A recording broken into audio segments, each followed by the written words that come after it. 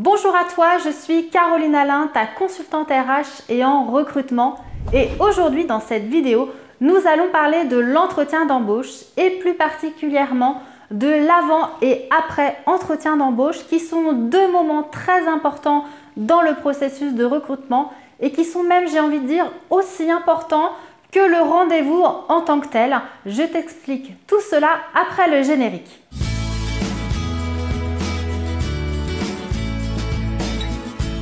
Alors avant de commencer, je suppose que tu es toi aussi à la recherche d'un emploi. Donc pour optimiser tes chances de décrocher un entretien d'embauche, télécharge le modèle de CV gratuitement qui se trouve dans la description sous la vidéo. Et surtout, n'oublie pas de t'abonner à la chaîne pour pouvoir recevoir tous les autres conseils en matière d'embauche. Donc de manière générale, lorsque tu t'apprêtes à aller à un entretien d'embauche, tu fais une petite préparation à la maison et tu vas commencer à revoir ton parcours professionnel, ton argumentaire pour prouver ta motivation et faire quelques recherches sur l'entreprise pour montrer que tu n'es pas venu les mains dans les poches. Alors, il y a bien une question à laquelle tu n'as pas pensé et ça, j'en suis certaine. Et cette question est la suivante, je te la pose. Quand commence et quand finit l'entretien d'embauche? L'entretien d'embauche, il va commencer dès lors où tu es en contact avec le recruteur et il va se terminer lorsque tu auras une réponse, qu'elle soit positive ou négative. Voilà, c'est les deux instants qui bornent finalement l'entretien d'embauche et qui sont très importants et c'est ce que je vais vous expliquer aujourd'hui dans cette vidéo. Alors, on va commencer par l'avant-entretien d'embauche. Il y a 3 points de vigilance à prendre en compte. Le premier, c'est l'appel téléphonique. Finalement, l'entretien d'embauche va commencer dès lors où vous êtes en contact au téléphone avec le recruteur. Il va t'appeler pour vérifier quelques compétences clés et aussi vérifier l'adéquation entre ses attentes et tes attentes et voir si tu vas être convoqué finalement en entretien d'embauche. Alors certains recruteurs passent vraiment à peine quelques minutes au téléphone juste pour valider finalement ta disponibilité et te convoquer ensuite en entretien en face à face. Et puis il y a d'autres recruteurs qui vont prendre plus de temps, faire comme un pré-entretien d'embauche pour voir si, si tu es vraiment sur la même longueur d'onde que lui et ne pas perdre de temps à te convoquer par la suite en entretien. Alors ce qu'il faut savoir au moment de l'appel téléphonique, c'est qu'il ne faut jamais répondre. Alors ça va te paraître un peu bizarre, surtout que tu n'attends qu'une chose finalement, c'est qu'un employeur t'appelle pour un entretien. Mais justement, lorsque tu es dans cette phase de recherche, tu sais que tu vas recevoir des appels téléphoniques de numéros que tu ne connais pas. Eh bien, mon conseil, c'est de ne pas répondre.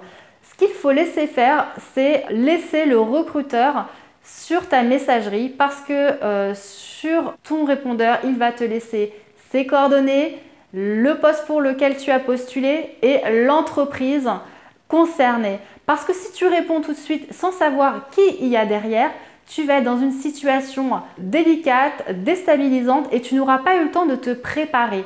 Alors que si tu laisses finalement le recruteur sur ta messagerie, tu vas avoir le temps de faire tes petites recherches, retrouver l'annonce pour laquelle tu as postulé et te préparer à répondre finalement à ces premières questions.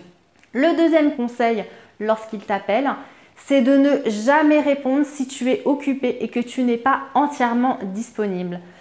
Moi, je me rappelle lorsque je faisais des sessions de recrutement au téléphone et que j'appelais les candidats, ça m'arrivait très régulièrement d'avoir des candidats qui étaient en voiture, qui étaient en train de faire des courses ou alors que je les sentais très essoufflés parce qu'ils étaient en train de marcher dans la rue ou alors on a le bruit du vent dans le haut-parleur du téléphone. Ça, c'est vraiment quelque chose de très désagréable pour le recruteur. Donc, le petit conseil que je te donne, c'est de ne pas répondre et d'attendre que tu sois dans un environnement au calme et que tu aies pris toutes les précautions pour te préparer et répondre au recruteur. Voilà, c'est deux choses importantes. Et lorsque tu es avec le recruteur au téléphone, essaye de te vendre, mais n'en dis pas trop non plus. Essaye d'en laisser un petit peu quand même pour l'entretien d'embauche. Sinon, le recruteur aura l'impression d'être resté sur sa faim et de ne pas avoir appris grand-chose lors du rendez-vous. Si jamais le recruteur t'envoie un mail de confirmation avec les coordonnées, la date et l'heure du rendez-vous, n'hésite surtout pas à lui répondre pour accuser bonne réception de son email. Voilà. Et surtout, si tu fais ça, attention à ta syntaxe et aux fautes d'orthographe. Voilà, c'est très important. Le deuxième point avant l'entretien d'embauche, ça va être ton entrée dans les locaux. Sache que toutes les personnes que tu vas croiser sur les lieux de ton entretien vont être finalement témoins de ton dynamisme et de ta motivation et de la bonne impression que tu vas faire ou pas. Donc lorsque tu te présentes à l'accueil, sois déjà très souriant, très accueillant et sois positif. Ensuite, si tu dois attendre le recruteur assis avant qu'il vienne te chercher, mets-toi déjà dans une posture dynamique et essaye de ne pas être avachi sur ton fauteuil. Et donc on en vient ensuite au troisième point avant l'entretien d'embauche, ça va être la prise de contact avec ton recruteur. Donc je vais le répéter parce que ça je le dis souvent. La première chose à faire, c'est le contact visuel. On le regarde bien dans les yeux et on lui dit bonjour monsieur, bonjour madame. Et ensuite, le contact physique avec la fameuse poignée de main ferme et franche qui ne doit pas être désagréable et qui doit être révélateur de ta motivation pour le poste. Aussi, lorsque tu vas t'installer dans la salle où tu vas faire ton entretien d'embauche, n'oublie pas d'utiliser certaines formes de politesse et de remercier le recruteur de t'accueillir et de son temps. Ensuite, on en vient à l'après-entretien d'embauche et là, il y a également 3 points de vigilance que je vais te décrire. Le premier point, c'est lorsque tu vas sortir des lieux. Comme à ton arrivée, tu vas croiser du monde. Donc, fais en sorte de laisser une bonne impression et de dire au revoir à toutes les personnes que tu vas croiser et même à la réceptionniste qui sera assise à l'accueil. Ensuite, il va venir le temps des remerciements. Et là, ce que je te conseille de faire, c'est ce deuxième point, ce deuxième conseil, c'est le lendemain de ton entretien, d'envoyer un mail de remerciement. Qu'est-ce que tu vas mettre dans ce mail de remerciement ? Tout d'abord, c'est un mail de remerciement. Donc, tu remercies le recruteur de t'avoir accordé du temps pour cet échange. Et tu vas également confirmer ton intérêt pour le poste. Dire que tu es toujours motivé. Et tu vas faire une sorte de synthèse, une petite analyse de l'entretien. Et tu vas reprendre point par point ce que tu as retenu de l'entretien, des enjeux du poste et des problématiques qu'a pu soulever le recruteur et finalement ton rôle dans ce futur poste.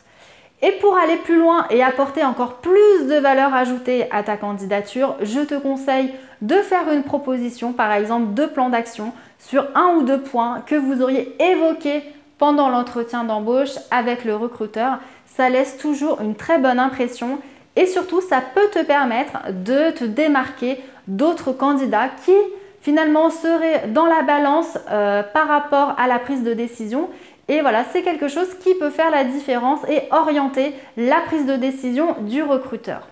Et ensuite, qu'est-ce que tu attends? Tu attends la réponse, qu'elle soit positive ou négative. Donc je te conseille de rester toujours en contact avec le recruteur tant que tu n'as pas eu cette réponse. Je t'invite à relancer le recruteur après une semaine. On va dire après une semaine, c'est un délai qui est suffisant, qui est raisonnable et qui, on a l'impression qu'il ne met pas la pression au recruteur quant à la réponse que tu attends. Tu peux toujours lui demander par email, lui dire que tu es toujours intéressé pour le poste et que tu souhaiterais savoir où en est le processus de recrutement et s'ils allaient être bientôt en mesure de prendre une décision. Ou alors, si jamais tu as reçu une réponse positive d'une autre entreprise mais que ce poste-là t'intéresse également, n'hésite pas à leur faire part dans le mail en leur disant que tu as une réponse positive d'une entreprise mais que ce poste-là finalement t'intéresse davantage pour telle et telle raison. Voilà, motive bien tes raisons pour montrer ton intérêt et ta motivation. Et voilà, que tu es en attente d'une réponse de leur part pour pouvoir faire un retour à l'autre employeur. c'est tout à fait acceptable et le recruteur peut le comprendre.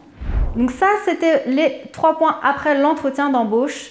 En conclusion, ce qu'il faut retenir, c'est qu'il faut que tu joues ton rôle à 100% et tout au long de ce process de recrutement, que ce soit avant, pendant et après l'entretien, parce que la décision du recruteur peut très vite basculer.